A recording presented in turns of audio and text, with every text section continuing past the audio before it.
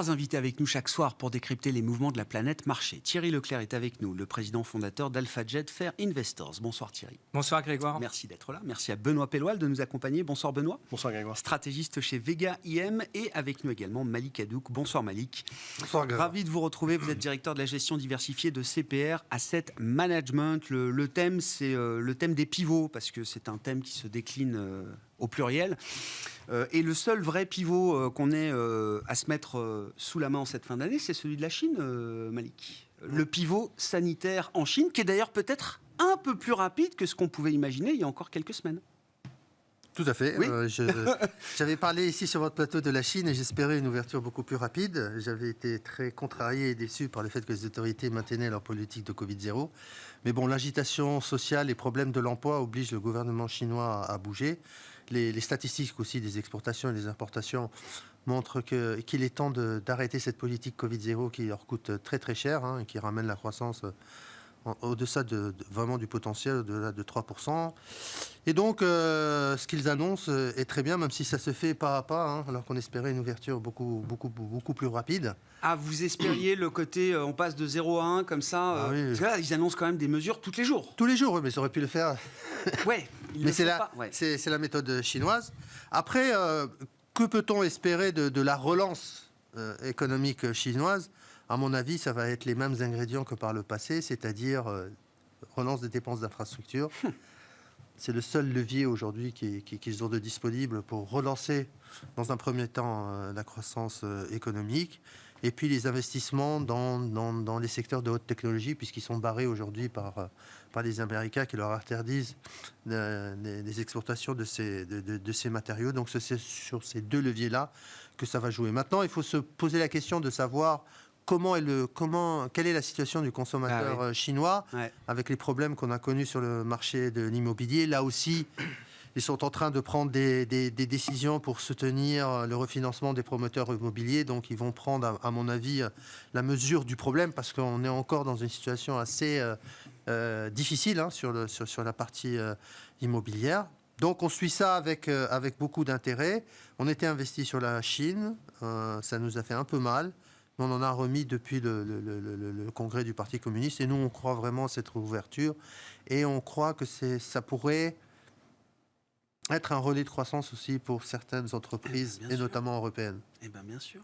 Mais sur la partie strictement chinoise de l'investissement, donc action chinoise, je crois que le Hang Seng a dû reprendre plus de 30% désormais, depuis fin octobre. Oui, vous dites qu'il y a encore du chemin à parcourir. À court terme, on verra ce qui se passe. Mais vous dites qu'il y a encore du chemin à travers 2023. Il y a encore de la place pour jouer ce thème de la réouverture chinoise. Oui, et jouer ce thème de la réouverture chinoise et jouer aussi le thème de l'Asie émergente dans sa globalité, qui devrait aussi bénéficier de cette ouverture progressive de la Chine. Lorsqu'on regarde les valorisations chinoises, elles sont au tapis aujourd'hui.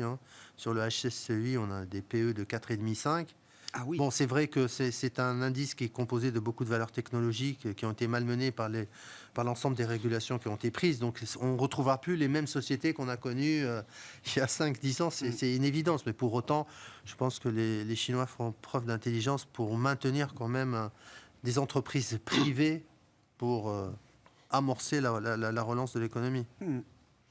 Bon, sur cette réouverture chinoise, qui est plus qu'une idée aujourd'hui, qui devient une réalité, Benoît, alors, pour l'investissement en Chine, en tout cas pour ce thème-là, qu'est-ce que ça peut impliquer ? Et puis, encore une fois, dans le paysage et le schéma macro global qu'on a en tête pour 2023, c'est pas une petite carte, quand même, la carte de la reprise chinoise. Non, c'est très juste. Et c'est d'ailleurs assez rassurant parce qu'à l'issue du haut comité, on avait le sentiment que le pragmatisme économique avait disparu. C'était uniquement le dogmatisme politique qui allait compter. En fait, on voit qu'au bout d'un moment, faiblesse économique égale instabilité sociale. Donc, l'outil économique est quand même important. Donc, il y a un retour à un vrai pragmatisme économique qui est rassurant. Justement, effectivement, les chiffres sur le commerce extérieur étaient très mauvais.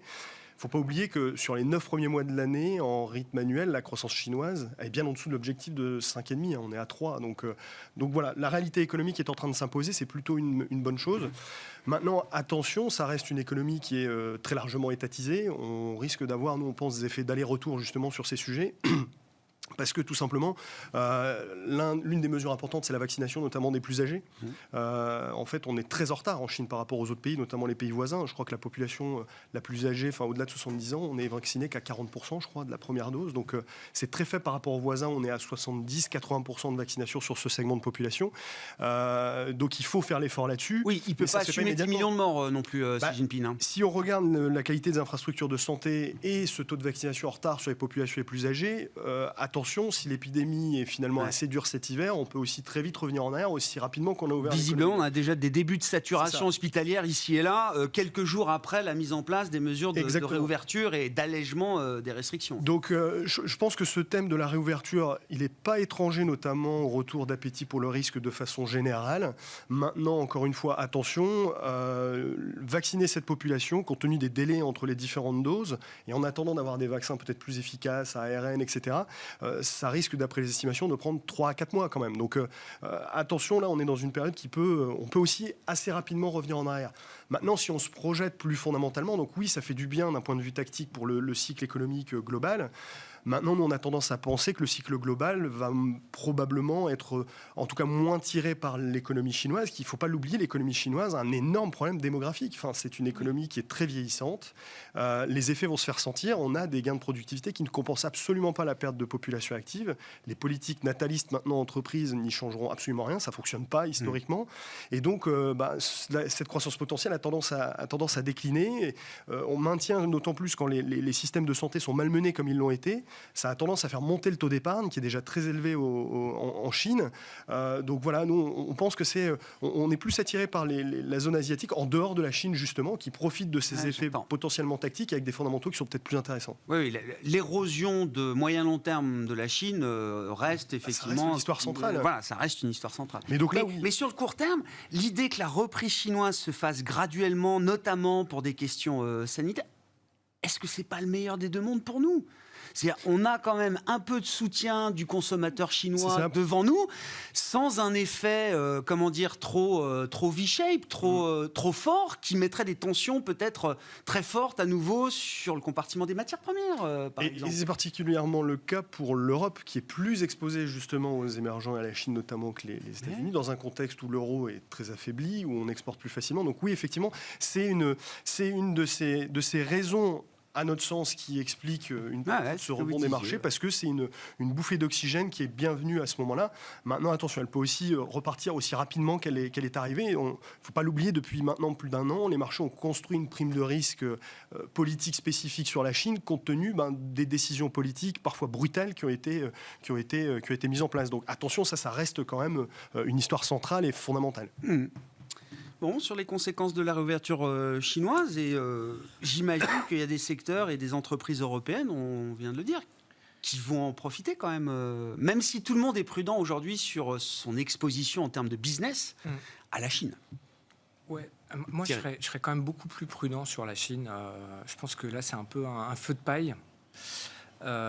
Oui, effectivement, l'économie était fermée, en grande partie à cause des restrictions liées au Covid.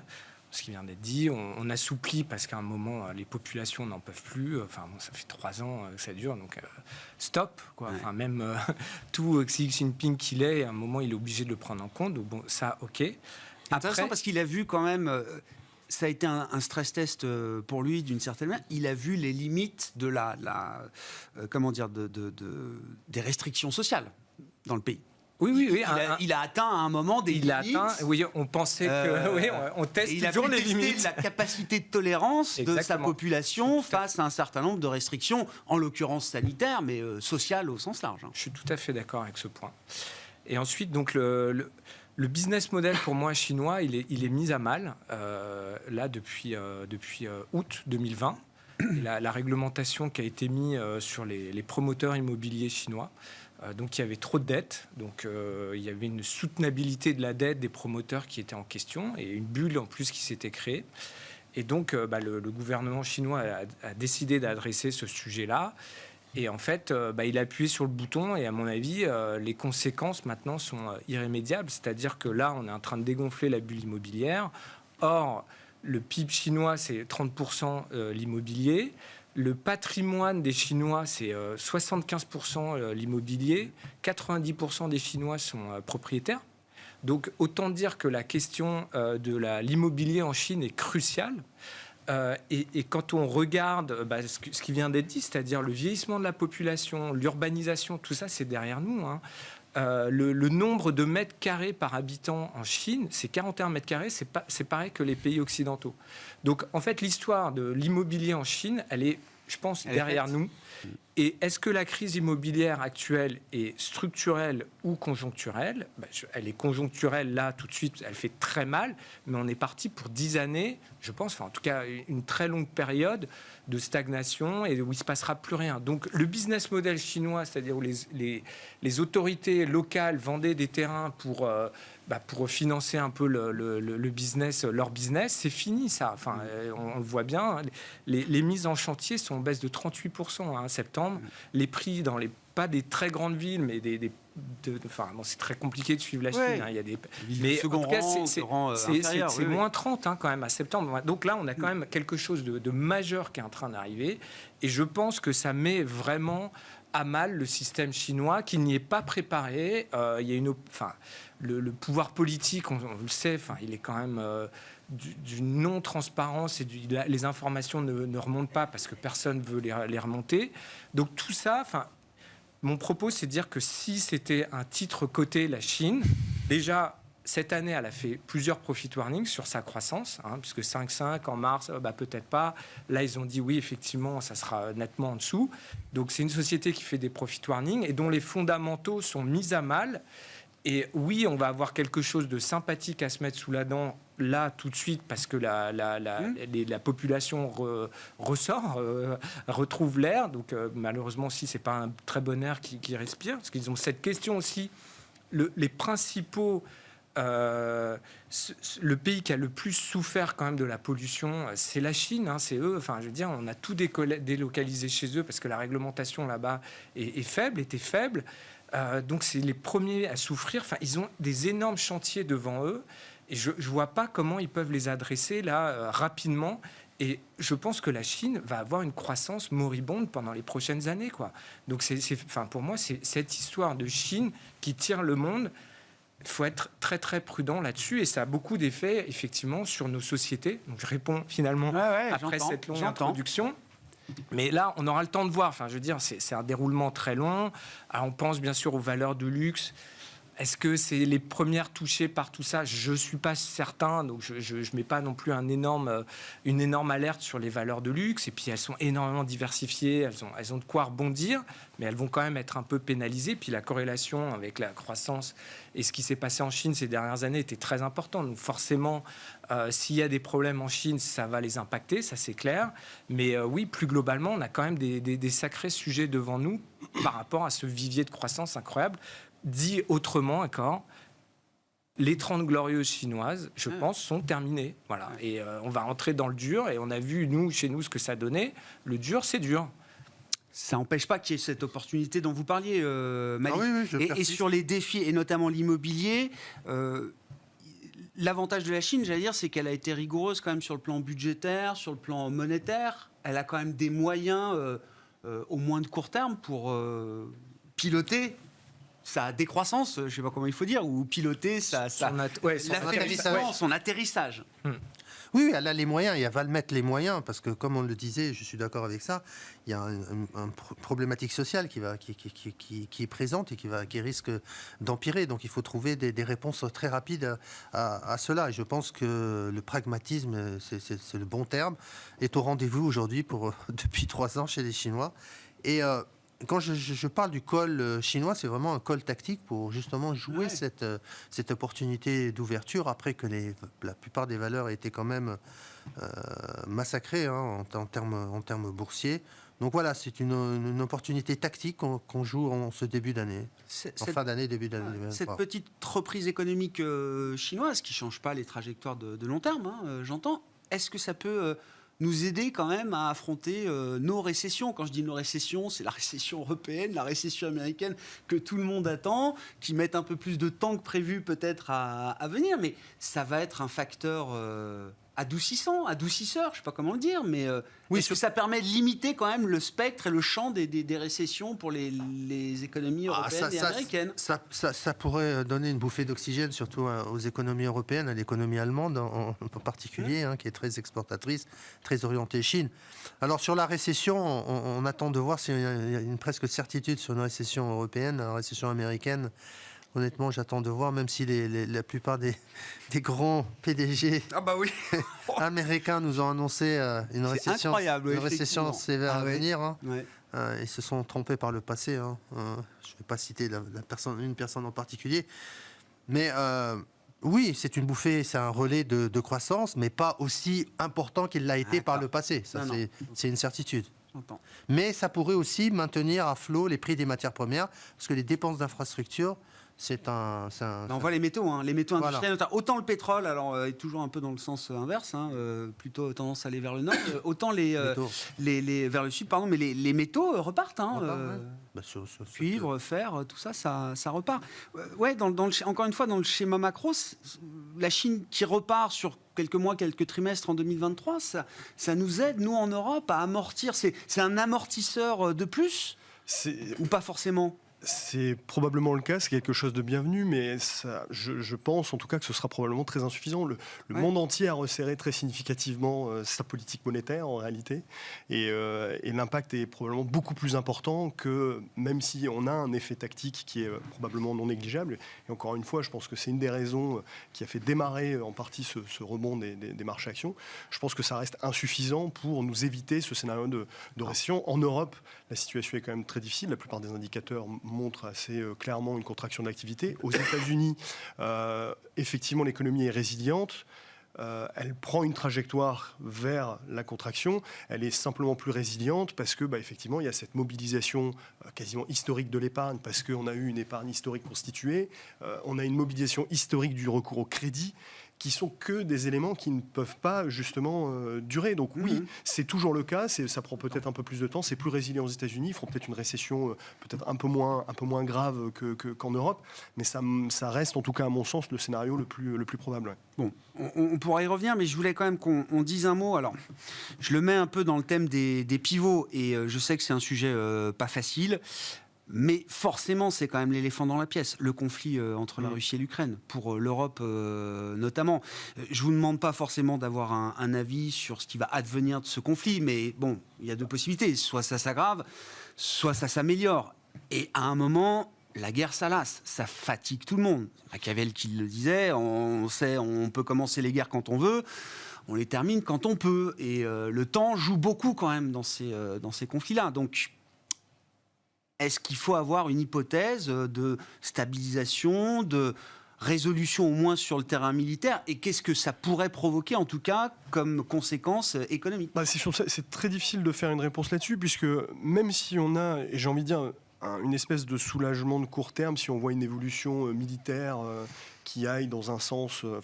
la problématique, c'est est-ce que tout ça va nous amener à retirer une bonne partie des sanctions qui ont été infligées? Et là-dessus, on peut avoir beaucoup de doutes. En réalité, on est déjà dans un conflit qui a très largement duré, qui s'est pas mal enlisé. J'ai envie de dire, peu importe la sortie, espérons que la sortie sera du côté le plus optimiste possible. Je pense au final, ça ne changera pas grand-chose. L'Europe est déterminée à s'affranchir de la Russie pour ses approvisionnements énergétiques. Elle est en train de le faire, ça prend du temps, c'est extrêmement douloureux. Tous ces efforts ne vont pas être faits pour rien. Oui, ce n'est pas une stratégie qu'on remettra en cause si demain on signe quelque chose qui ressemblerait à une armistice ou quoi que ce soit. Est-ce que réellement on va retirer toutes nos sanctions vis-à-vis de la... Non, peut-être une partie, ça pourra être le cas, notamment là où on ne peut vraiment pas se priver. Une logique pragmatique de business s'imposera, mais je doute qu'on reviendra sur la plupart des sanctions qui ont été imposées. Donc peu importe malheureusement l'issue de la guerre, bien évidemment la plus pessimiste et la plus grave aurait des conséquences qui peuvent être catastrophiques en réalité. Mais même si on a une sortie optimiste, je ne suis pas sûr que ça change fondamentalement le cycle global. Sur cet élément géopolitique, Malik? J'aurais du mal à m'exprimer là-dessus. Non, mais l'idée que même une amélioration sur le plan militaire conduirait pas forcément à changer la nature de la course économique pour 2023. Non, je pense pas là-dessus qu'il puisse avoir un changement notable qui amène un peu plus d'optimisme dans ce sens-là. Non, je ne vois pas, moi, qu'il y ait un changement à la tête du Kremlin, mais un changement tout à Oui, non, mais là, c'est de la spéculation. Je ne veux pas vous emmener sur ce terrain-là. Non, mais... Non, je ne vois pas pourquoi les Européens, les Occidentaux enleveraient leurs sanctions, même en cas de paix signée entre l'Ukraine. La question, c'est pas tant l'arrêt de la guerre que le maintien du régime de sanctions. Oui, mais derrière, il ne faut pas oublier qu'il y a la reconstruction de l'Ukraine. Donc, je pense qu'il y a beaucoup de gens qui attendent pour... Oui, bien sûr. Non, mais c'est...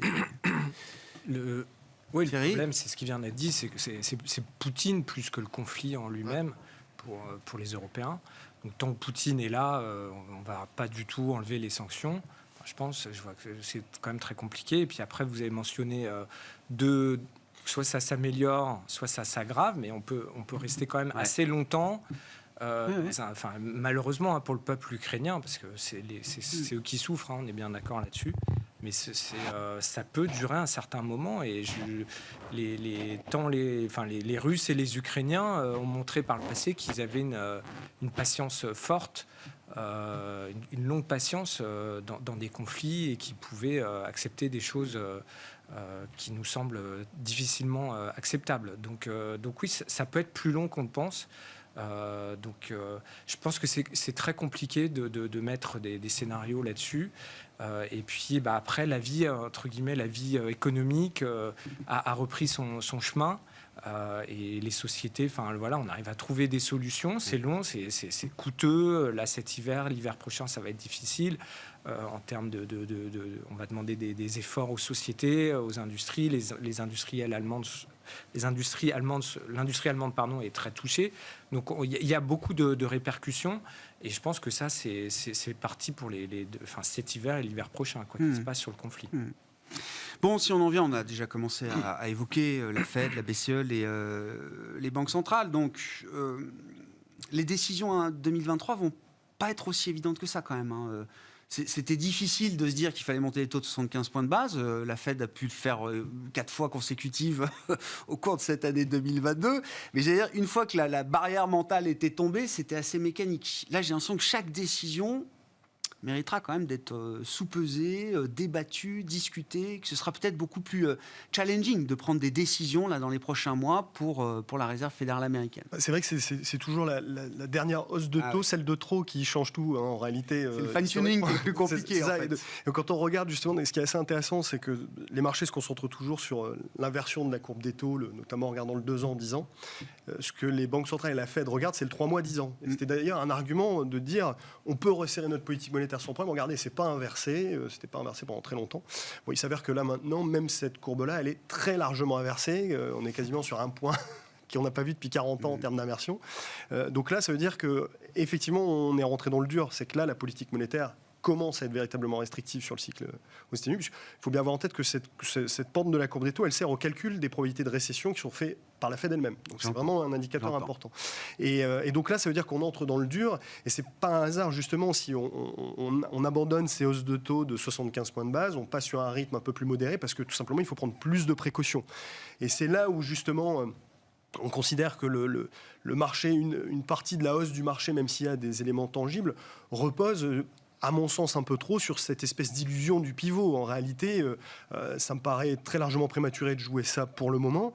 Ce message a été perçu comme particulièrement dovish, notamment sur les actions, alors qu'en réalité, le point terminal, il n'a pas spécialement changé. Si vous regardez le taux terminal, il est toujours anticipé dans les taux implicites autour de 5, vers avril-mai, avant de baisser les taux, hein, bien évidemment, mais ça n'a pas spécialement bougé. Et j'irais même plus loin, ça a même moins bougé que lors des précédents discours, notamment qui avaient nourri le rallye pendant le printemps et pendant l'été, qui ont été tous les deux très largement déçus. Donc là, il y a une espèce de décalage, d'après nous, entre l'optimisme qu'on voit notamment côté marché-action et en réalité le message qui est toujours là. Donc oui, on rentre probablement dans le dur. La politique monétaire va continuer de se resserrer, certes à un rythme moins important, mais elle va continuer de se resserrer parce que les anticipations d'inflation des ménages ne sont pas encore complètement stabilisées, que l'inflation spot doit baisser pour justement contribuer à stabiliser ces anticipations, que le marché du travail est encore assez tendu, même si on a des premiers signes de dégradation.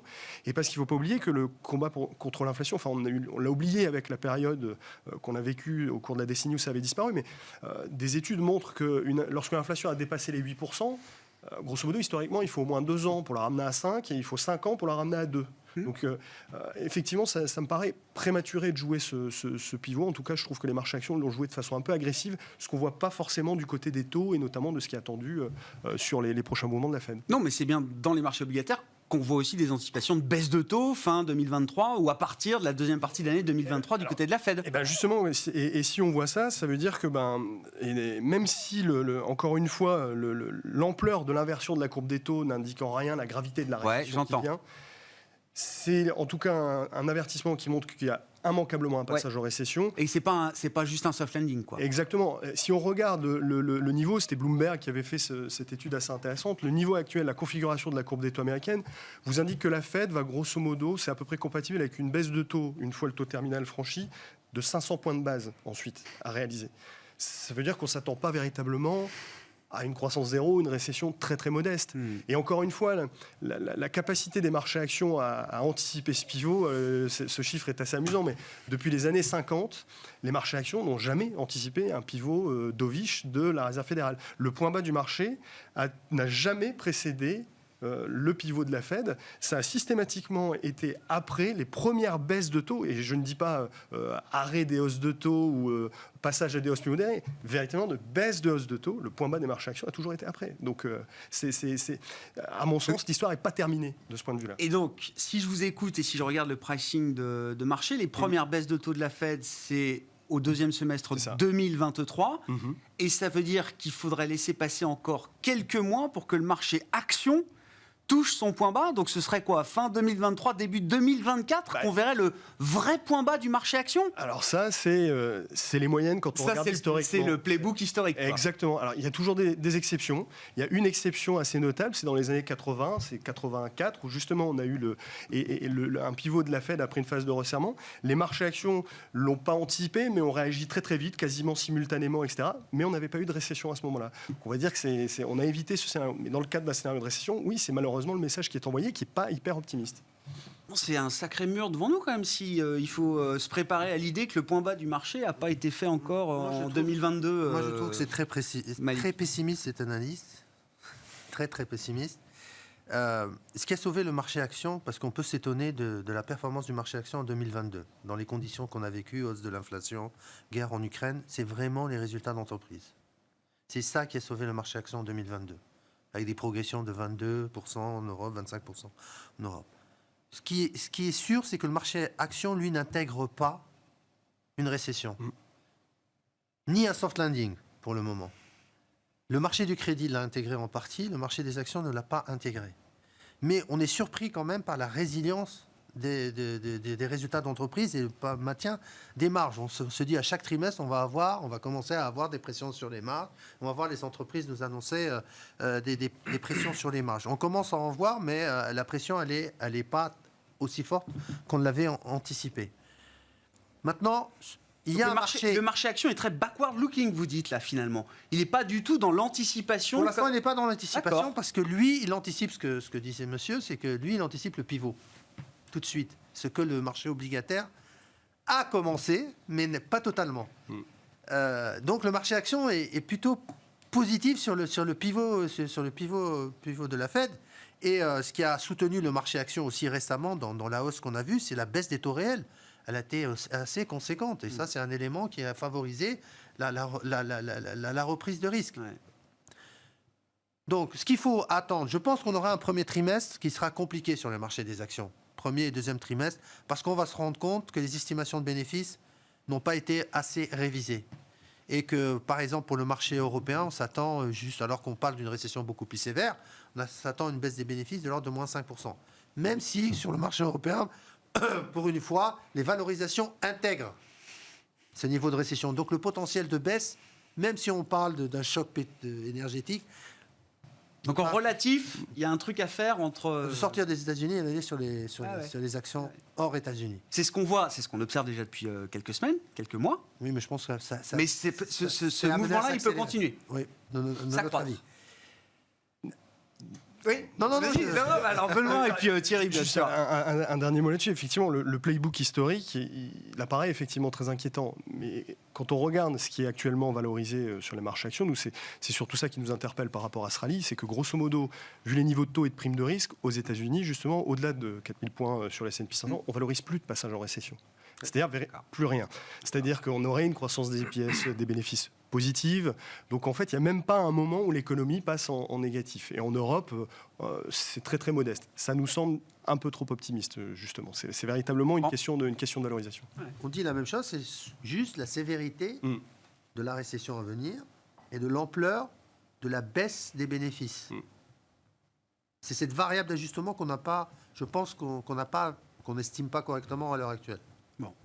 C'est vrai que c'est frappant de voir dans le marché action, Thierry, vous avez la parole, de voir les composantes les plus industrielles, les plus cycliques, et donc aussi les plus value, quelque part, tenir le haut du pavé. Je rajoute aussi, pour l'anecdote, le discours d'une entreprise comme Michelin, je crois que c'était il y a 48 heures, mais qui m'a marqué. Michelin prévoyait un plan de départ volontaire dans ses usines, notamment 2200 personnes. Le plan a été annoncé en 2021 et donc l'horizon était 2024. Au moment où l'Europe rentre en récession, bon, tout le monde est d'accord sur l'idée qu'il y a la récession en Europe, là peut-être pour les prochains trimestres, le groupe dit, en fait, les 1200 personnes, on va en garder au moins la moitié. Parce que nous, il faut qu'on produise et qu'on livre nos clients. On a des carnets de commandes remplis à craquer. Est-ce qu'il y aura un affaiblissement de la demande? Est-ce qu'il y aura un choc récessif, etc. Pour l'instant, nous, il faut qu'on produise, quoi.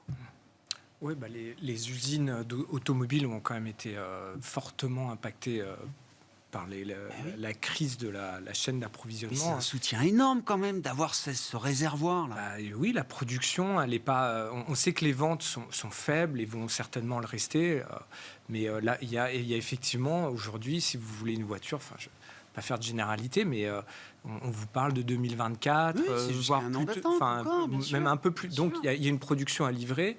Et puis par rapport à Michelin, je mettrais quand même aussi en face le fait quand même qu'on nous parle presque tous les jours du fait qu'il y a un manque de main-d'œuvre qualifiée en France. Oui.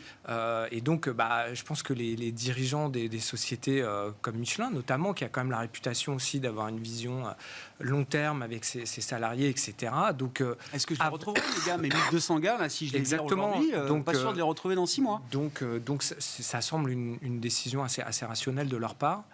Après, moi, je reviendrai quand même sur la discussion, si vous me permettez, préalable. Je pense que l'inconnu pour l'année prochaine, c'est l'inflation.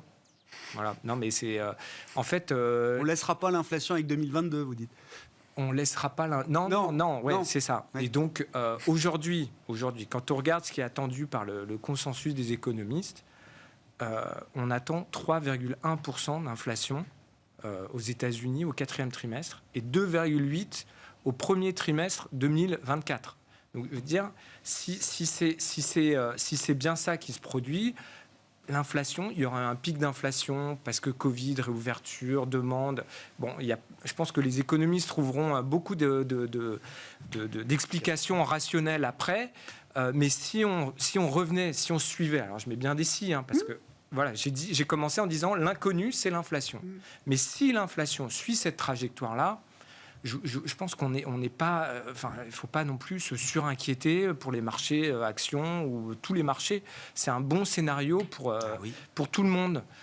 Et oui, meilleur, on va avoir un passage en termes de croissance à zéro, pas très loin de zéro. Aujourd'hui, on attend 0,1 de croissance au 3e trimestre et 0 au 4e trimestre aux États-Unis. C'est à peu près la même chose en Europe. Donc, il n'y a pas des attentes non plus folles. L'inflation redescendrait et les taux longs américains redescendraient aussi on désescaladerait assez rapidement ce qui a été mis en place. Et donc, dans ce scénario-là, je pense que c'est quand même plutôt positif. On parlait de la croissance des sociétés. Leurs résultats, effectivement, c'est important. On est aujourd'hui, dans les chiffres que j'ai, on est légèrement en territoire positif pour 2023 aux États-Unis et en Europe, mais on n'a pas les fameux plus 10% qu'on attend. Donc les analystes ont quand même déjà fait un gros travail. Et puis, j'ai envie de dire, c'est pas forcément un mauvais moment d'acheter ou de réfléchir aux actions quand les attentes sont basses. Voilà. Surtout si on a un scénario que personne ne peut exclure aujourd'hui d'inflation qui a fait simplement un pic, qui se redégonfle. Les banques centrales ont agi, ont remué tout ce qu'elles pouvaient remuer parce qu'effectivement c'était urgent mais c'est une vraie inconnue quoi. Aujourd'hui, c'est très compliqué de se prononcer sur ce niveau d'inflation, mais il y a quand même un chemin qui existe et c'est le chemin qui est aujourd'hui dans le scénario des marchés actions, des économies. C'est pour ça que ça tient, c'est pour ça aussi qu'il n'y a pas d'effondrement.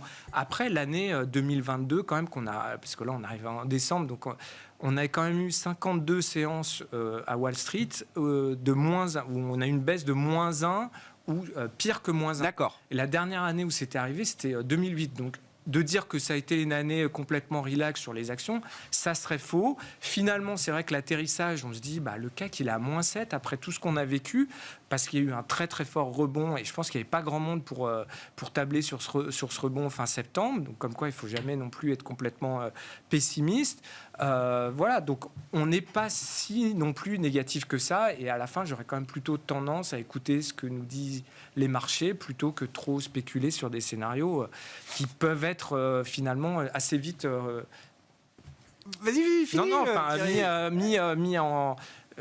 Pris à revers parce que l'inflation se dégonfle plus rapidement que prévu, tout simplement. Et même l'inflation core, donc je parlais des 2,8, on sera à 2,6 sur l'inflation core aux États-Unis au premier trimestre 2024.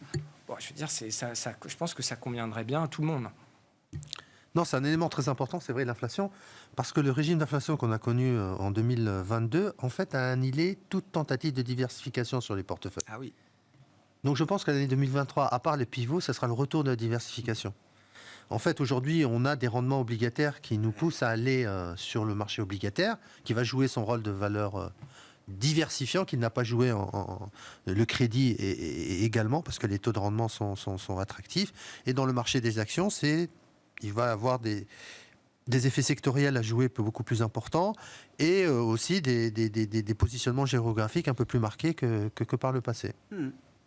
Où est-ce qu'on est confortable là, en termes de positionnement, effectivement. Alors, voilà, il y a des nuances quand même autour de la table. On sent bien que vous n'avez pas tout à fait la même schéma en tête pour les prochains mois, les prochains trimestres. Mais pour conclure avec vous, là, Benoît, effectivement, il faut être défensif, j'imagine, toujours.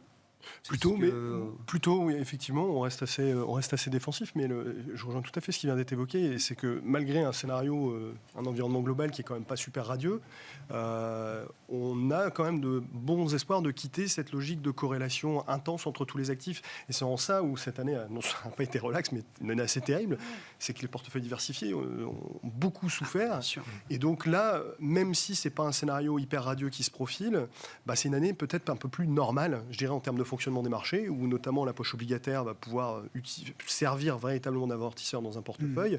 Et avec, on l'espère, la baisse de la corrélation, ça veut dire un retour à une discrimination peut-être un peu plus efficace entre les actifs risqués. La logique de valorisation sera peut-être un peu plus utile dans une année un peu plus normale. Ouais. Les grands laissés pour compte de ce rallye de fin d'année, ça reste quand même les segments de valeur un peu moyenne et petites aussi, Thierry. Est-ce que justement, ça offre une opportunité d'élargir encore un peu peut-être le spectre pour 2000 C'est trop tôt. C'est trop tôt, mais par contre, je parlais tout à l'heure d'attentes qui ont été revues à la baisse. Alors, il faut savoir que les petites capitalisations comparées aux grandes capitalisations, c'est à peu près 2 fois plus de croissance depuis 2011. J'ai regardé depuis 2011. On est à peu près à 10,5 pour les petites capitalisations, croissance des résultats, 5,5 pour les grandes capitalisations. Donc il y a vraiment un surplus de croissance pour les petites capitalisations. Donc croissance, normalement, égale progression de la valorisation et du cours de bourse, tout simplement. Donc ça fait sens de regarder les small caps et d'en avoir dans son portefeuille sur long terme. Aujourd'hui, la croissance attendue pour les small caps, alors je parle à l'échelle mondiale, j'essaie de prendre quelque chose le plus large possible. elle est inférieure à celle des larges. On est à peu près en dessous de 2 et un peu au-dessus de 3 pour les grandes capitalisations. Donc, il y a eu un dégonflement de la prime de croissance sur les petites capitalisations, mais ça continue d'être révisé à la baisse. Donc, c'est trop tôt, mais par contre, il y aura une très belle opportunité, je pense, pour revenir sur cette classe d'actifs qui a beaucoup souffert. On est quand même à moins 21% sur le CAC Small. Là, je reviens sur un indice français. CAC Small, moins 21%. CAC 40, moins 7. Donc cette année, alors c'est l'année la plus dure, vraiment, c'est pour les gérants. Il y a déjà plusieurs années difficiles derrière nous pour les small caps. Enfin, depuis 2018, oui, c'est déjà beaucoup. C'est un peu plus compliqué pour les. Oui, c'est ça. Non, mais ça laisse l'idée qu'il y aura un moment, vous dites, c'est trop tôt, mais il y aura une opportunité importante pour se réintéresser à cette classe d'actifs. Merci beaucoup, messieurs. Merci d'avoir été les invités de Planète Marché ce soir. Thierry Leclerc, Alpha Jet Fair Investors, Benoît Pelloual, Vega IM et Malik Hadouk, CPR Asset Management.